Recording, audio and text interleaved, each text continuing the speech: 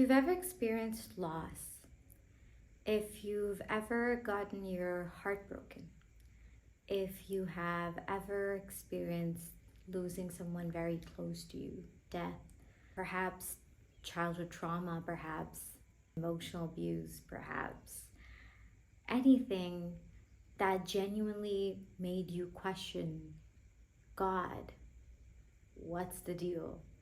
Anything that made you feel hopeless, then this video is for you. This might not resonate with everyone, but what I will share with you will be raw, honest, vulnerable, and it just is out there in the hopes that there's someone out there who is looking for some inspiration, who is looking for some sort of meaning behind their pain, who is going through so much, and they want someone to tell them that, hey, it gets better. If that's you, I don't know who you are yet, but I know and I trust that this video will reach whoever it is meant to. Because I think that one of the greatest purposes of our lives is for us to, through our journey, become evidence of possibility for other people. To become a lighthouse for for everyone out there who has not yet walked the path. I know that when I was in that place, I needed a lot of lighthouses to get me going, to keep reminding myself that, oh my God, life gets better, life gets better, life gets better. And so with that, this video is going to have two parts. Part one, I will be sharing with you, of course, my journey. And then the second part will be a couple of really incredible lessons that I've learned along this beautiful, incredible, humbling journey of from pain to purpose to expansion to finding myself. If you're still here and you're sticking around, thank you. I really pray that you find the inspiration that you're looking for, first of all, and second of all, that whatever it is that you are going through, it gets better. I pray you find healing. I pray you find love. I pray you find liberation of your soul. Because trust me, I know what it's like to feel like life doesn't matter. When I was 13 years old, I had a 7-year-old sister who passed away because of a heart surgery. And I was this 13-year-old girl. She was my younger sister. She was beautiful. Her name was Sarah. She was patient. She was kind. She was a girl's girl. She loved shopping. She loved picking out her own clothes. When my mom would dress her up, her clothes would remain intact throughout the night. I was the opposite. I was like, I'd say a destructive child. Before any event we went to would be over, my jewelry would be off and my bangles would be off and my dress would be all messed up, and she was like delicate, and she was like, one of my cousins had her wedding a couple of months before Sarah passed away. And I remember that I couldn't have cared less about my dress. But Sarah, she picked out her dress and she told my mom exactly how she wanted it to be, her jewelry, her sandals, every single thing. She was so particular. And I loved her. I loved her so much. She was an angel. And my parents were in another country for her surgery. I remember her surgery had been going on for about, I want to say, over 20 hours. And I was praying.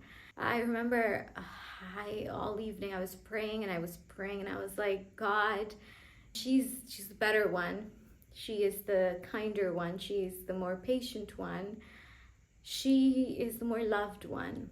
And I was like, God, she deserves life. I don't. And I'm just this 13-year-old girl who's feeling I don't deserve life. And my sister deserves it more than me. Of course, it was out of love for her. And I just kept praying that, God, listen, I know you want to take somebody's life, but take mine. Let her stay, let her live. Let her stay, let her live. And I'm praying. And And we get a call from my dad. And my dad, I picked up, and I remember he was like, I need to talk to your grandma. And I was like, no, I was calling you. I need to know if everything's okay. And he just went like, she's no longer in this world. And I dropped the phone. I screamed. I ran to the other room, and I just yelled at God. I was so angry. I was like, God, I thought we had a deal. I thought I told you to take my life instead of hers. I was ready to die. And I just kept screaming and crying, and it made no sense to me. Why wouldn't God listen to me? I was so clear. God, my life instead of hers. That's the deal. But he took her away. And I was heartbroken. And because I didn't want to deal with losing my sister, I kept praying that I never had to live to see that. And it was hard. It was very hard. And I remember that the second thing was denial. I refused to believe that she had passed away. I told myself that this is some kind of long con. My parents are lying to us. They want to surprise us with her. They're going to come back. And we had read funeral prayers for her, and all of that had happened, but I refused to believe she had passed away until my parents came back home and she had been buried there. And I was so infuriated with God. I didn't know how to make sense of this hole in my heart that was burning. And I was just angry. Why did my sister have to die? What did she do to deserve that? But more importantly, what did I do to deserve that? Because all suffering is about us, right? And I spent so much time being angry at God. And my parents, her death completely changed their lives. They became more spiritual. They became more God-loving, God-trusting. My mother developed this grace to her, and my father changed his life. And I was angry at them because I thought, God took your daughter away and you're getting closer to God? I wasn't on talking terms with God. A couple of, I don't know how many months or what time later, I just remember that at some point I decided that, you know what, I can't do anything about this. She's gone. And to accept that I would live a life without her, I decided that, okay, I'm gonna grow up to be a cardiologist, because some cardiologist tried to save her life. And when she was born, 3 months after she was born, the doctors had said that she would pass away within another couple of months because her surgery was such a critical case. And I remember there was this one cardiologist in this other country who said, no, I will take on her case. And that to me meant so much, because of course it was divinely guided, but because of him and God, she lived for another 7 years. And I was like, at least I got to spend 7 beautiful years with her. I decided I would grow up to be a cardiologist because I wanted to save people's lives. And it was a very heavy, well-intentioned purpose. And years passed by. I was studying medicine subjects, ready, mentally prepared that I was going to be a cardiologist. In the midst of all that, I saw a lot of other deaths in my family, some of my closest friends. I felt very unseen. I felt very misunderstood. I felt very alone. I felt like there was all this pain in me, and I felt crazy for having it. I felt, because I was looking at my parents, and I saw how gracefully they made peace with their pain. And then I looked at myself, and I had all this anger and hatred, and I was like, I didn't know what to do with it, and I didn't know how to release it. And I tried therapy, and I tried so many other things, and it was like, it just didn't help me.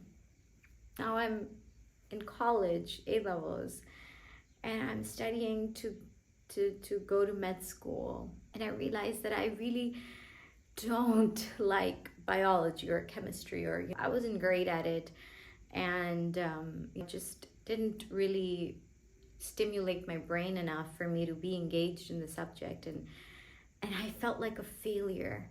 I felt like there's something wrong with me. I felt like everyone in the universe is perfectly fine, but I am the exception. I am that one person, that one thing that is messed up, that is broken. And I spent my whole life feeling that way, by the way. Feeling like I am that one exception to the rule, that God made everyone and everything perfect, and then there was me. I was God's failed project.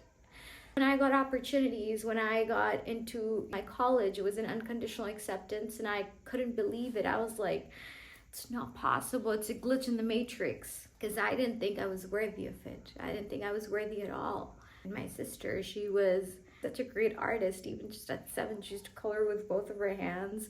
She was super smart, mashallah. And all I remember was thinking that it should have been me. And then I had this A-level psychology teacher, and I remember him telling me that, why don't you consider studying psychology? And him and another one of my teachers at that time, who was my chemistry teacher, they were like, there's more than one way to save someone's life. And maybe you can find a way that is more up your alley. I decided I'm going to be a psychologist. And I dropped my subjects, I changed my subjects, and I got into Penn State after college to study psychology. I'm doing my BA in psychology now, and it was a constant dichotomy in my heart, because on one hand I'd been to psychologists, and I felt like it didn't help me. It didn't give me the change I was looking for. On the other, I was like, I don't know any other way. So I knew in my heart that there has to be some other way. I just didn't know what it was. Then I fell in love, really fell in love, and it didn't work out. And it was like, when I met this person, I remember thinking that for all the pain I've been through, this is a divine apology, because this is so perfect. It has to work out. And I was so happy, and I attached all my sense of joy to that person, all my sense of purpose to that person, and it was like, I would die for you kind of love. And it was like, I can't live without you love. And then it didn't work out for some external reasons, and we had to break up, and it broke every part of my soul, because I was like, God, no way, you're so cruel to me. I just remember thinking that, man, God can't let me have a win. God can't let me have a win is what I kept thinking over and over again. And I was so depressed that at one point, right after we broke up, I didn't leave my room for 20 days. I completely lost all sense of joy, all sense of fulfillment. I felt like my life stopped mattering. I felt like I didn't matter anymore. And I could hardly get out of bed on most days. I took a semester break from uni, and I just lost myself. I used to self-harm a lot. I have scars on my arm still.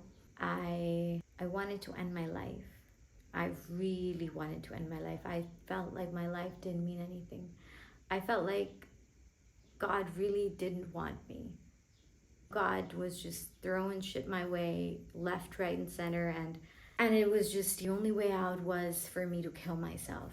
I remember one night I was sitting with my cousin and my aunt, actually, and I remember telling them that I don't see a purpose in my life. I feel like there's no reason to live. And they were scared for me. I was like, sometimes I punch walls just to feel something. I hit my head. That was my state. I'm not lying to you. I used to hit my head on walls just to feel something, because that's how emotionally numb I had become. I would really like do anything just so that I could feel something, even if it was pain. I had stopped feeling altogether. I was completely numb, and it stayed that way for a couple of months, 8 to 9 months. I got a job in between, and slow COVID happened. So we were all in lockdown, which made it way worse than it was. I wrote a suicide note at one night, and I was like, this is it. And that night, I was scrolling through Instagram, and I remember seeing this post which said, God doesn't burden a soul more than it can bear. In that moment, it felt like a sign. So I said, all right, God, I'm watching you. If this is a sign, then this is a sign. I stayed. A few months later, I got married. I got married to somebody in 6 days. It was so much happened in that between those 6 days, but now that when I think about it, all I can say to explain how or why it happened is that it was divinely guided. When I got married, I thought, all right, well, this is it.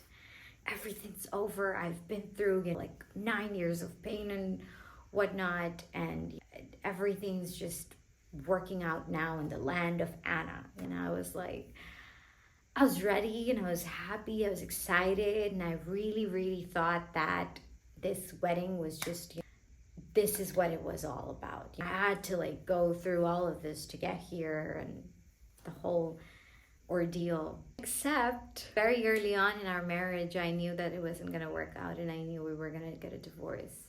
I remember feeling like my darkness was eating me alive every single day. Every day, my world was getting darker and darker, and I could do nothing about it. And I met somebody who introduced me to NLP, life coaching, and so on. And I remember just thinking, vaguely talking to this person and just telling them, and I was like, can you fix me? And all this person did was be there for me. And they introduced me to Tony Robbins. Now, marriage falling apart, one hand, I'm seeing Tony Robbins for the first time, second hand. For those of you who don't know Tony, he's the world's #1 life and business personal coach, strategist, and whatnot. Incredible guy. This person introduced me to a documentary called I Am Not Your Guru by Tony. And I remember watching that documentary, and I was like in awe. It was about one of his 6-day events, and he was like, within one conversation, he talked somebody out of wanting to kill themselves, and he talked about our mindset in our lives and the way we think, the way we believe, the experiences we have in such a different way than I had ever heard anyone talk about before.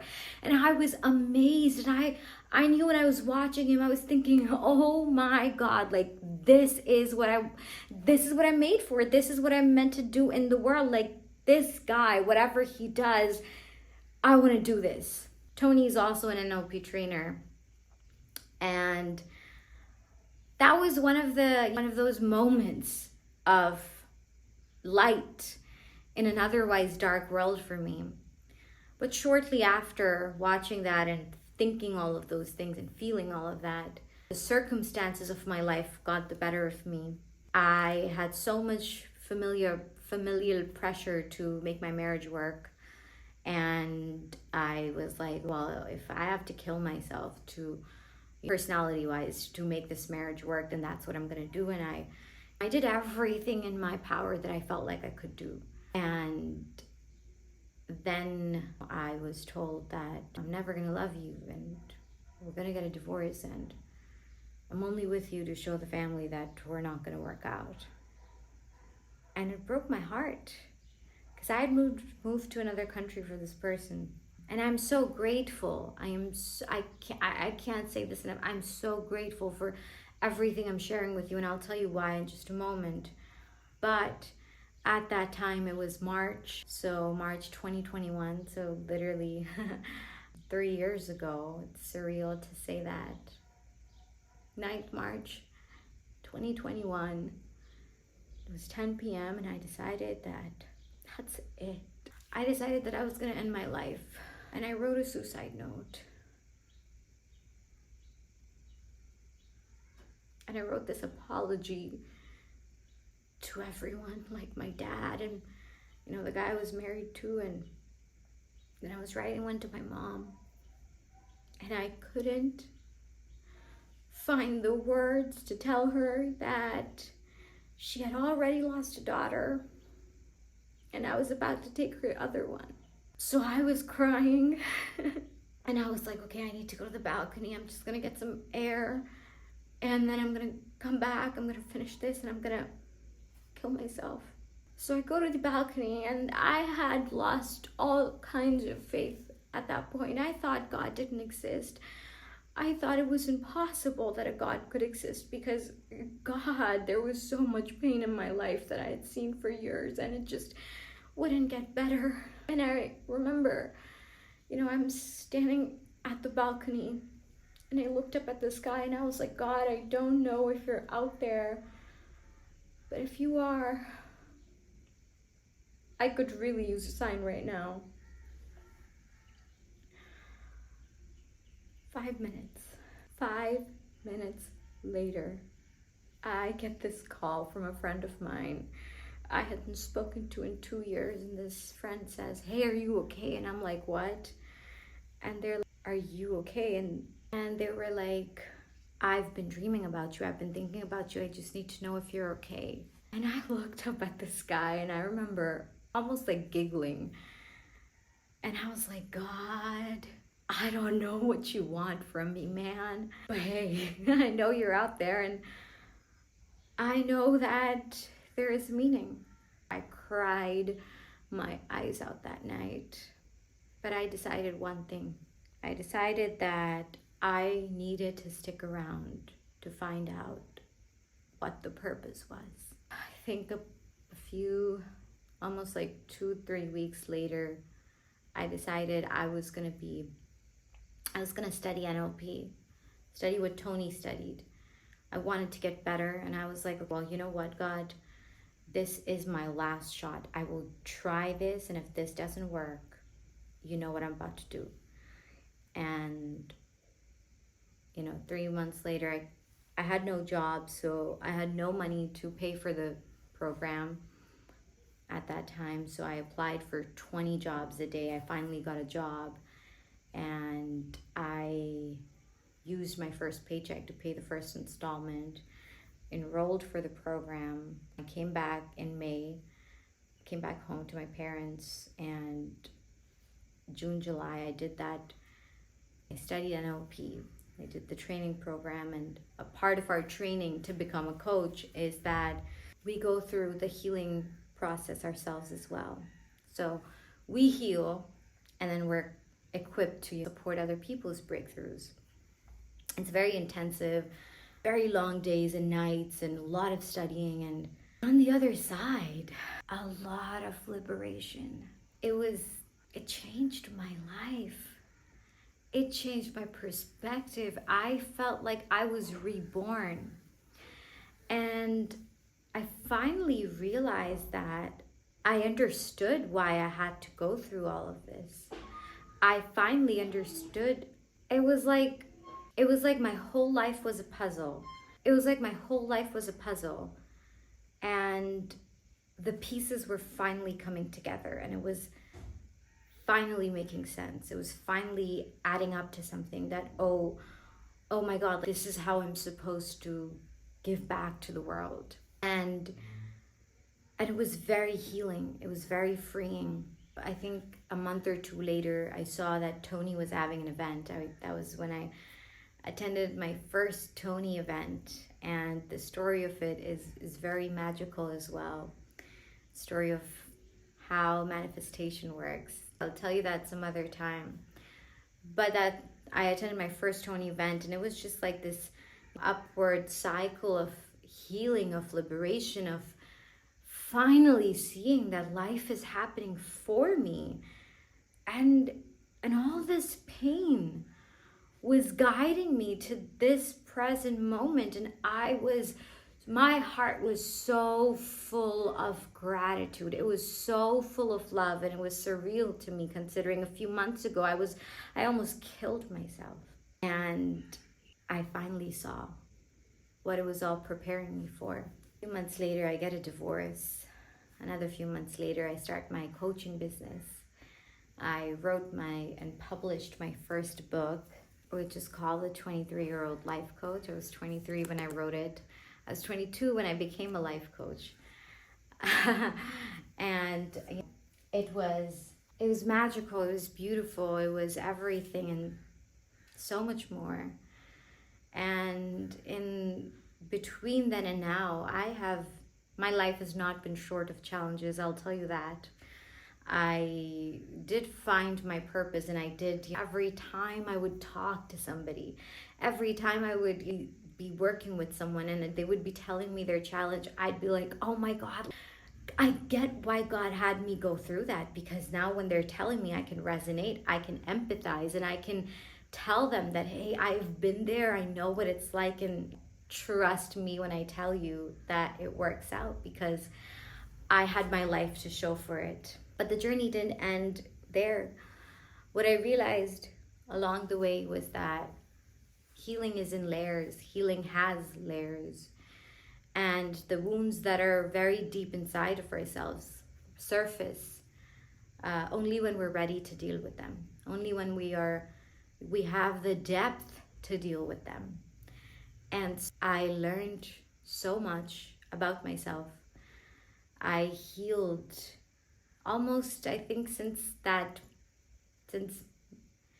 June 2021, I have been healing. It is surreal. I've attended different events. I became, a trainer of NLP in between. I studied neurotransformation therapy. I studied so many different things. I read so many books. I attended so many events. I got to speak at so many events, many universities and hospitals, and do so much work. And it was glorious. But in the midst of all of it, I also at some point lost myself.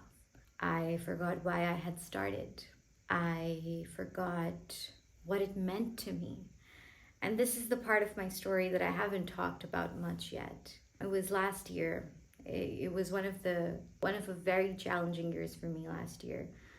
I became this person I couldn't recognize anymore, and everything about, it was almost like I became inauthentic to myself, to my purpose, to why I was doing what I was doing, and I felt this need to prove to the world that, oh my God, look at me collecting trophies, and literally my bookshelf over here is full of different trophies, probably 8 to 9 trophies.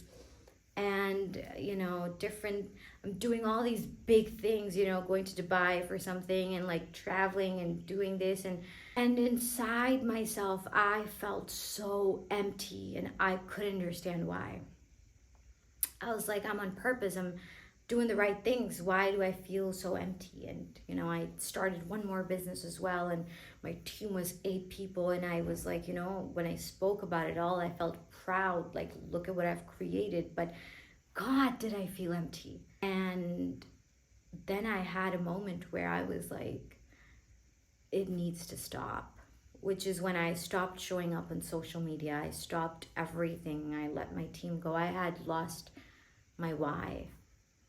I had lost who I was. And the reason I'm sharing this part with you is to tell you that life is so often not black and white, that people are not what they seem, that, when you look at somebody and you see, oh my God, I love this person, and I'm inspired by this person, or I like what they're talking about, or I love, the work that they're doing. It's like, one thing Tony Robbins says is people get rewarded in public for the effort that they put in private, because it took so much courage to walk away from this company that I had built with, you know, every part of my soul. So I decided that I needed to let it all go. Everything that made me unhappy, I let it all go. I left another company that I had started with my friend. I left that. I let go of my entire team. And I was like, I need to heal. I need to go inside myself and see, where is this inauthenticity coming from? What is my, what is God trying to teach me? Because it was, I freaking kid you not, everything I would try to do was like the biggest failure. Nothing was working out for me. It was like, it was like my entire life was on fire in front of me, from relationships to business to every single thing. Like nothing at all was working out. It was like this massive destruction, and I was just sitting there like, what is going on here? What have I missed? And it taught me that when the destruction is happening, you don't go inside and go like, you try to pick up the pieces. You gotta step outside and look at it, face it, confront it, and be honest with yourself. Honor yourself with the truth about why it's happening. Where did you not show up as you were supposed to? Where did you let your inauthenticity get to you? Where did it become less about your purpose and more about, superficial things? So I did that. I took a major step back. I took such a long break, a break that I hadn't taken in years. And I let myself face my shadows. I let the outside world completely shut down so I could listen to my inside noise, because that's one thing I learned, is that often our lives are so busy and occupied, and the outside world is so loud that we don't leave space to hear our inside. We don't leave space to listen to our heart, to what God is guiding us to listen to, look at. It was not easy, but I remember I'd shut my phone off for days on end. No social media, nothing at all. Wasn't talking to anyone, wasn't meeting anyone, just every single day doing healing work. And from inner child healing to shadow work to literally having, conversations with parts of myself that I had repressed, and facing truths that I had been running away from. And I realized that all of last year, I wasn't doing what I was doing because, yes, it was because I wanted to serve people. It was also because I wanted to run from my shadows that I had not accepted yet.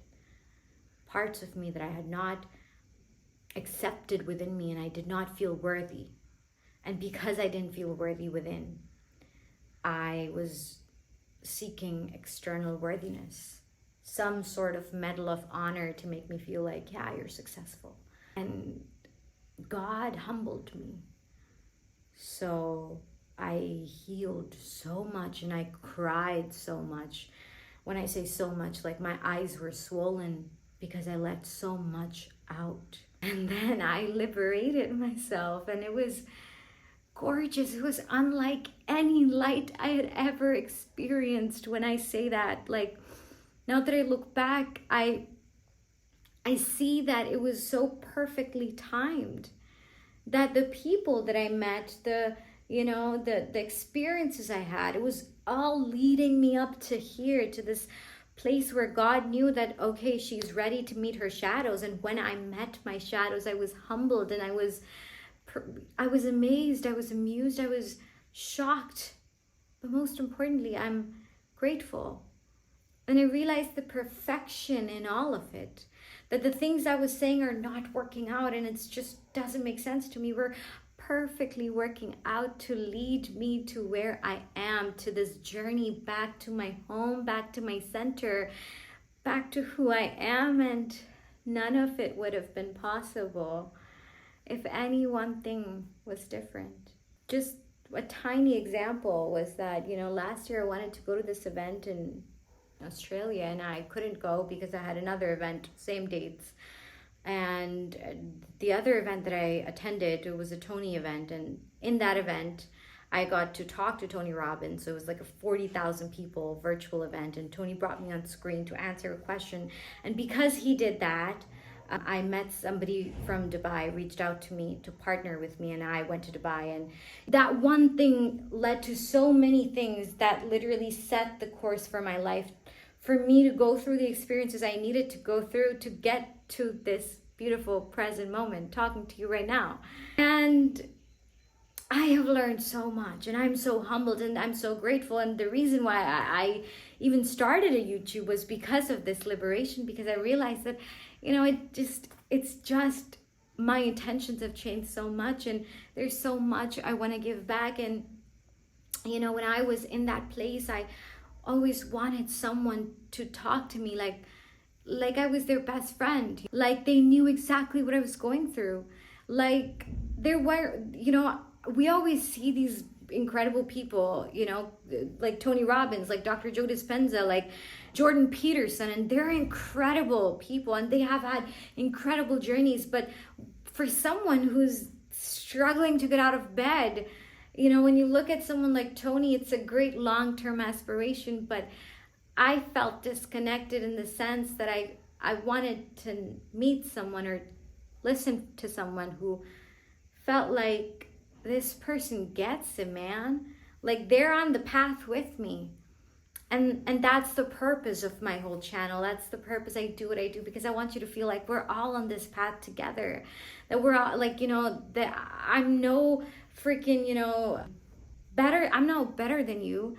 And I just know a few more things because I've had a jump start, and God has allowed me to be where I am and, become who I am. And I truly, truly, truly believe that it is so that I can serve you all in so many ways, inshallah. But for now, I wanted to really tell you, anyone who is watching this, that if you ever feel like there's no meaning behind your pain, trust me that there is, because today I would not trade anything for the world. Like if I would go through all of it over and over again, the trauma, the abuse, the everything, if I knew that I would get here, because the light here is so blinding, it is so fulfilling. I am so fulfilled that I get to do this, that I may have had to lose everything.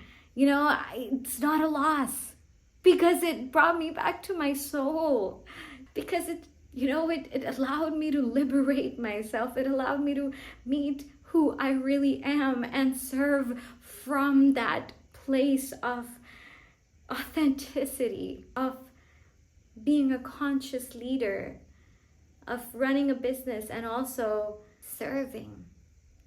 Because our greatest act of love that we can do in this world, I really believe, is to contribute to others without getting anything in return, just because we have something that we can share with them.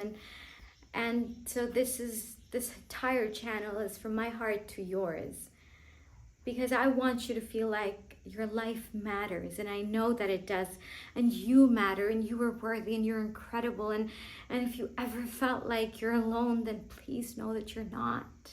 That I have been there, and I know how dark it is.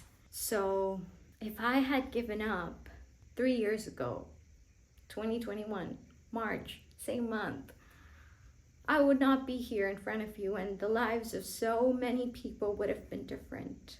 And there is not a day now that I don't thank God for giving me that sign, because He gave me the privilege of staying. And through staying, I get to impact people. I get to serve on whatever level. I get to share my story. I get to, continue working on myself, and I get to serve. It's such a privilege to get to do that. And sometimes I think, what if Tony gave up when things were hard for him? What if he gave up and he never became the Tony Robbins, millions of people's lives would have been different. Think about someone you look up to, someone you admire, who you listen to. Think about if they never became the light that they became, how many people's lives would have been different today. Because our journey, our life is not just for us, it is for all the people we are meant to touch, all the people we are meant to impact, all the lives that we come in contact with. God didn't create me for just me. He created me for so many purposes. And through my life, through my belief in God's plan, I get to live that purpose every day. And there's not a single day that I'm not grateful for it now. And if there's a message for you, it's that keep going. Because I promise you, it gets better. I promise you that there is meaning. I promise you that maybe it doesn't make sense right now, but I promise you that one day it will. It truly will, and you are going to thank God for that pain because it made way for your liberation.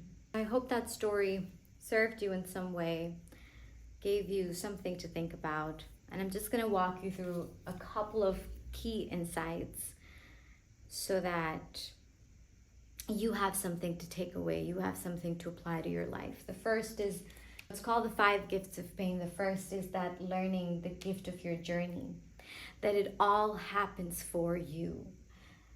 That when you're a kid, you are filled with love. Our source is love. In our heart, in our spirit, we are love. And when we growing up, our experiences make us forget that foundation of who we are, that we are unconditionally loving beings. We have fear and stress and sadness and anxiety and all of these things. And your journey, it all happens for you, never to you. That even when it feels like this is happening to me, that why me, why this, why that, the better question to ask is, God, what are you trying to teach me here? What is the lesson for me here? Because it all happens for you. My journey is the prime example of that. All of life, right? These are different experiences. And in individuality, if you look at it, there are these different puzzles that don't make sense. But then when they come together, all these different experiences, when they come together, they create the perfect puzzle that is your life. It's the red ones and the green ones and the blue ones that come together, and that's your journey. It's your journey back home to unconditional love.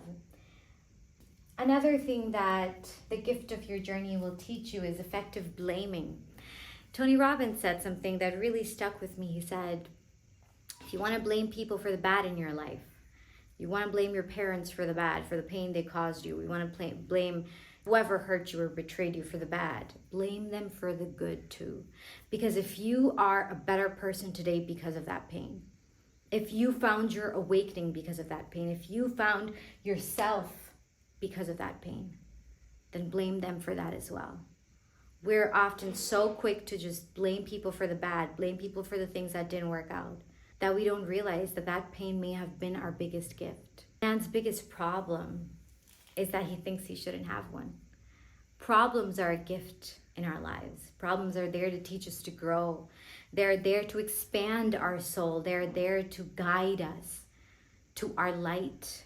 They're not there to keep us stuck in darkness. They're just there to guide us back to ourselves. The second is the gift of forgiveness. Forgiveness is so important in this journey because I remember someone commented on my post saying we should blame people for the things they did to us and we should hold them accountable, and forgiving isn't as, I don't know, something like it's not as glorious as it's shown to be or whatever. And I realized that what I said to her is what I'm going to share with you is that we all have this energy field, right? And every experience you have in your life, whatever the emotion of that experience is, it gets caught up in your energy field. So now your energy field is full of these charges from the experiences you've had. And as you grow older, as you grow into life, you keep attracting the energy that is in your own field. Forgiveness then isn't about them. It becomes about your own liberation. It becomes about, how do I let go of this charge that is in my energy field that I know is not serving me? And how can I transform that into something more positive and something more empowering and liberate myself of the burden of that pain? It's not about them at all. It's about you and the choice you want to make for your life, because hey, you can't go back and you can't stop them from doing what they did. You can't, the past is over. It doesn't exist anymore. So if you want to spend the rest of your life over crying and feeling terrible over something that you can never ever relive again physically, be my guest. But if you want to accept that that happened and I want better for my future, then you gotta forgive. You gotta let that out of your own energy field. Don't do it for them, do it for yourself, because you deserve the liberation. You deserve to find freedom in your life. And most importantly, one thing that I have learned is that anyone who hurts us is hurting as well. It is through their own humanness that they bleed on us, and that they do not do it intentionally, that they have to be so messed up in the head, so hurting so deeply, that they ended up doing something so terrible to me. The third is the gift of accountability. The gift of accountability is about taking accountability for our lives. Blaming keeps you stuck. Let's be real. For most of my life, I blamed everyone. I blamed God. I blamed my parents. I blamed the friends who weren't there for me. I blamed the people who didn't stay in my life. I blamed every single person. And the more I blamed, the more I felt like a victim. I blamed my ex-husband for not being the husband that I wanted, for doing this, for doing that. It doesn't matter. It's never just one-sided story. When you take accountability, it's like asking yourself the question that, well, they did what they did, but what did I do? Who was I being?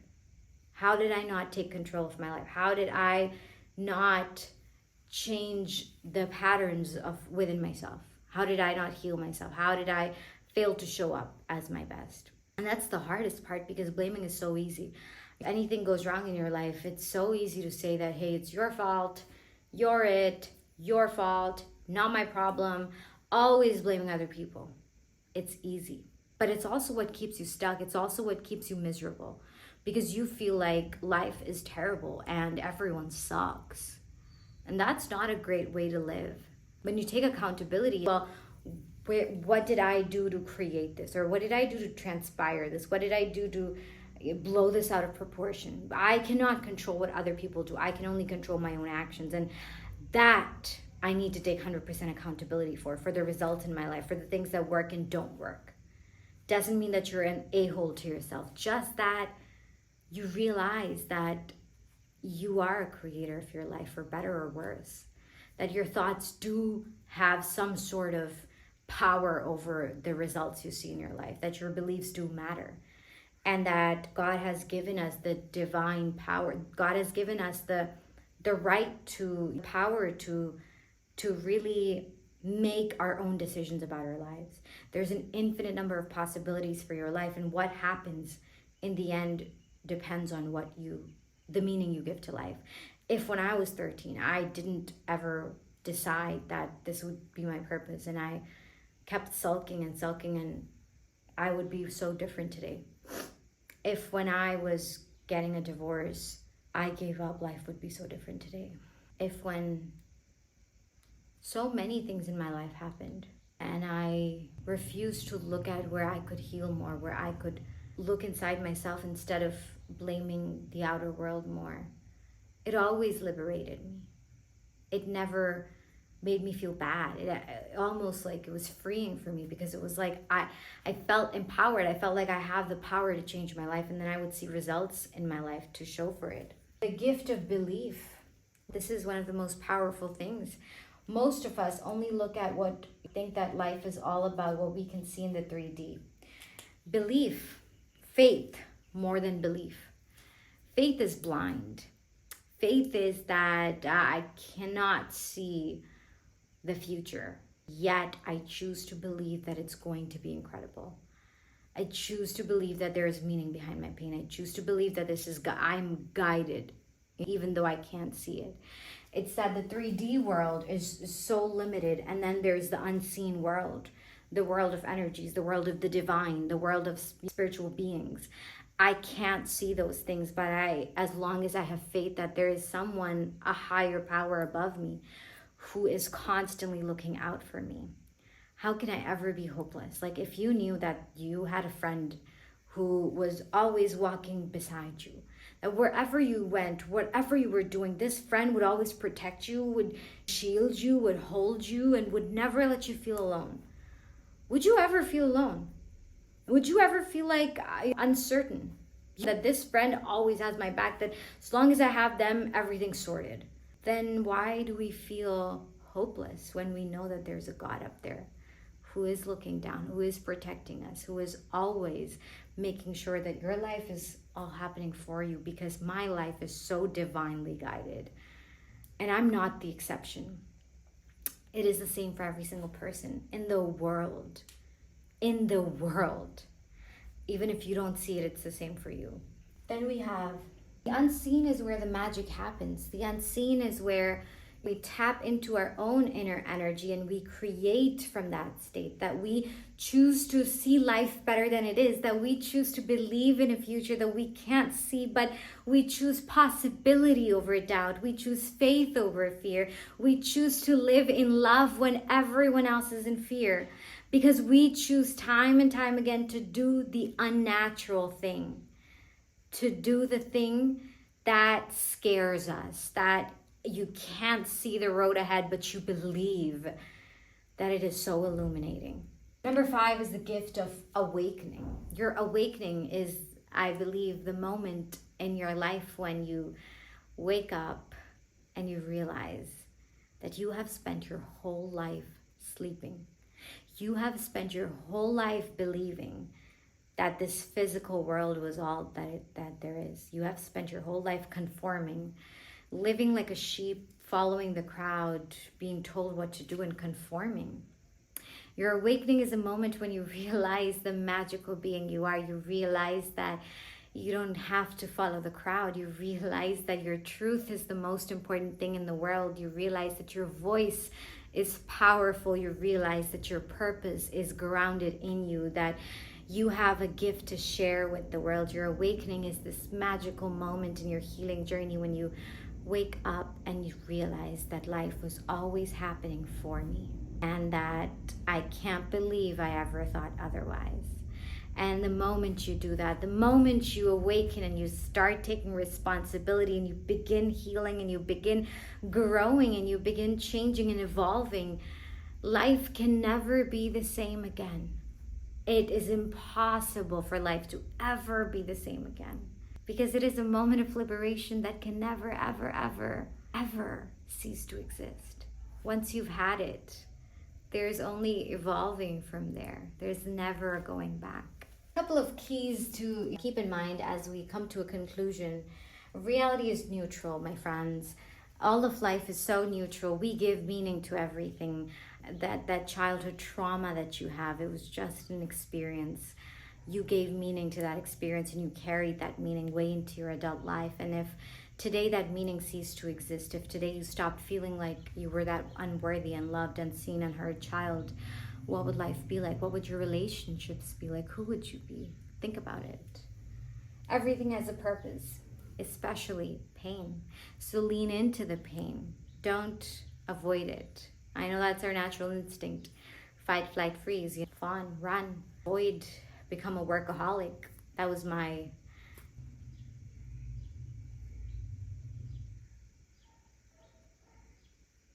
vice. That was my vice. Our childhood trauma can be our biggest gift. Maybe the thing that you're so scared of dealing with, that inner child you're so scared of confronting, maybe that's where your biggest gift lies. Maybe all that pain guided you to become who you are today and become who you will be in the future. Maybe it was never happening for you and always to you. And maybe what I like to believe is that If it weren't for all that, if my parents were how I wanted them to be, if life was what I wanted it to be, I would never be who I am today. And I wouldn't trade it for the world. That I'm so grateful that my parents were the way they were, because I needed that.